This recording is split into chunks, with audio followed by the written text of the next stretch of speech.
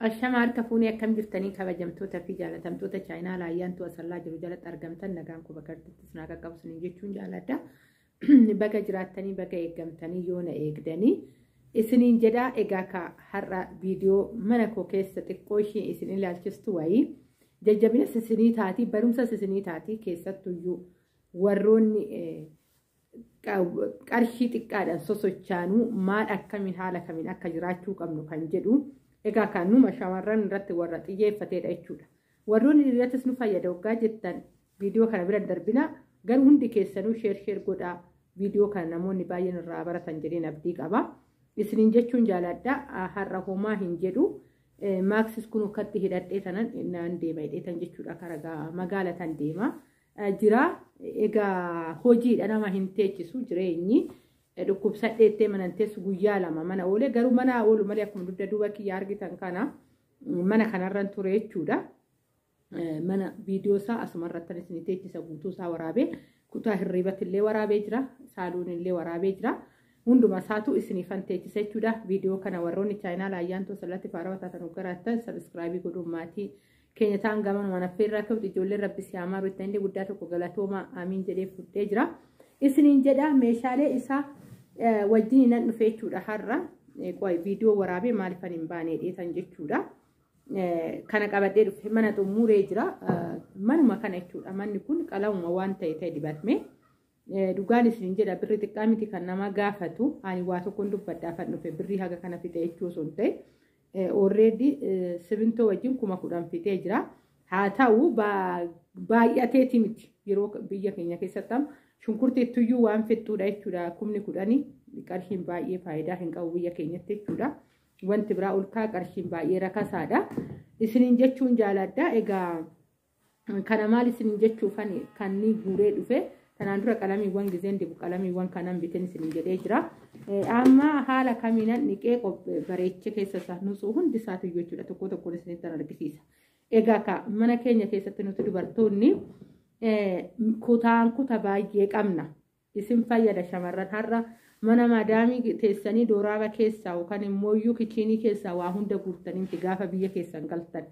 Wanti baay'een itti gaafatamummaa qabdi dubartoonni. Dhugaa dubartoonni baay'ee kan jedhamu oliidha jechuudha. Ani kana dhiqeetan qopheeffadhe. Egaa maal ittiin goote ayyaantuun jechuu dandeessanii? Baaldiiwwan kun meeqan argamaa yeroo kana keessa baaldiiwwan isaa kana osoo hin ta'in ka baaldii kana argattu kana osoo hin ta'in baaldiiwwan xixiqqaa ta'e kan haga kana gaggaan 300 gadi hin bittu jechuudha. Birri 300 baaldii meeqana fayyifadhanii kana afuriidha. Birri 300 na herreega jechuudha. Nusoo hunda isaatu dhiqee bareechee lafa godhadhee jira. Maaliin goote ayyaantuun naan jechuu dandeessu? Kuuwwan dhiqamee ganaa goggogaa jira jechuudha. Sadiin fidee dhiyeessee kunuutu. Tokkommoo iyyuu naqadhe. Maaliif naqattee ottanii shiroon itti naqadhe egaa kan dirqama shiroo fidee asitti baasuu osoo hin ta'in maal itti goota jechuu dandeessu. Ani mana keessatti midhaan bulluqaa qobaan qopheeffadha. Midhaan marqaa qobaan qopheeffadheetu mana koo keessa teechifadha. Festaalitti baatanii too deemu festaaliin baay'ee rakkisaadha.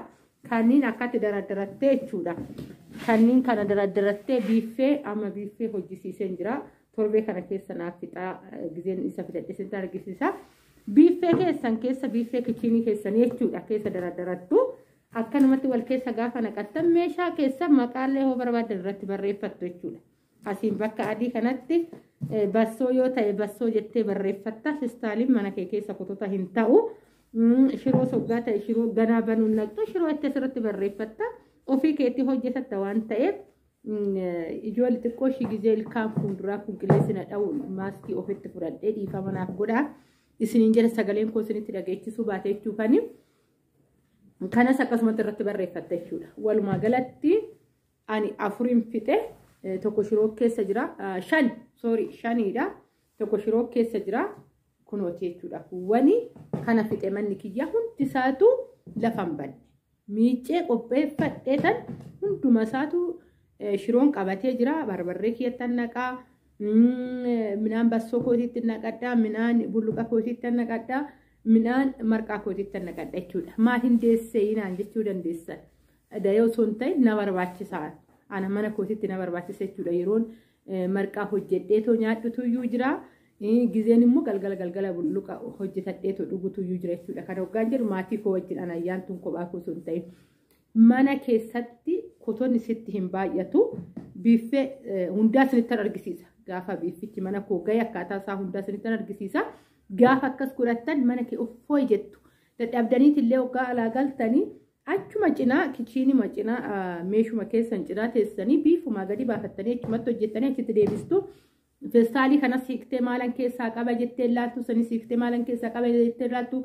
Lammaffaa immoo kichiiniin kee nutsuu ta'a. Biiffee keessa meeshaa kee naqatta. Achiin booda hin xaragatta. Manni keellee nutsuu ta'a. Akka mana keetitti akka jireenya keetitti boqattee jiraatta jechuudha. Ani garuu meeshaan hoo wal qixxaate dhugaan isin jedha boqonnaan qaba. Kanaafan haala kanaan hunda isaatuyyuu miiccee qopheeffadhe isin jechuun jaaladha.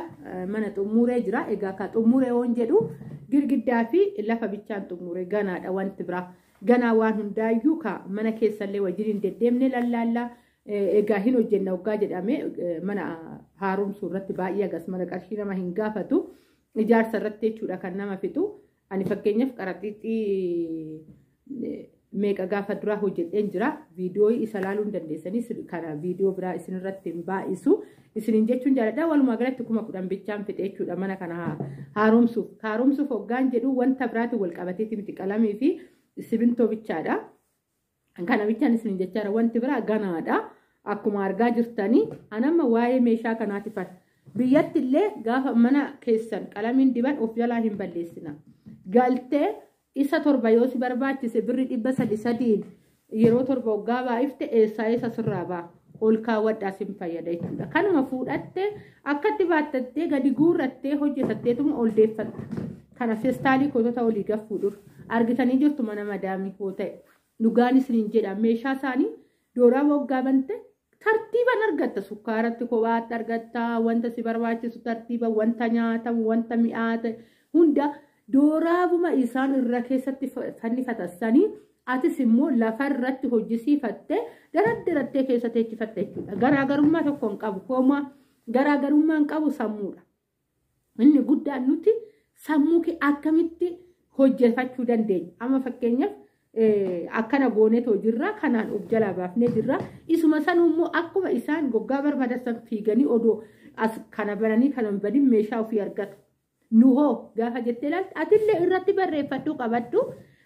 Hin dadhabdu kanuma barreeffama san ofii keetii hojjetatta waan ta'eef namni baay'inaan ofii ofiisaatiif jechuudha mana ofii kan hoogganu waan ta'eefuyyuu haala kanaan itti fayyadamuu dandeessuun isiniin jedha. Viidiyoo kana hin jaalattan jedheen abdii qaba.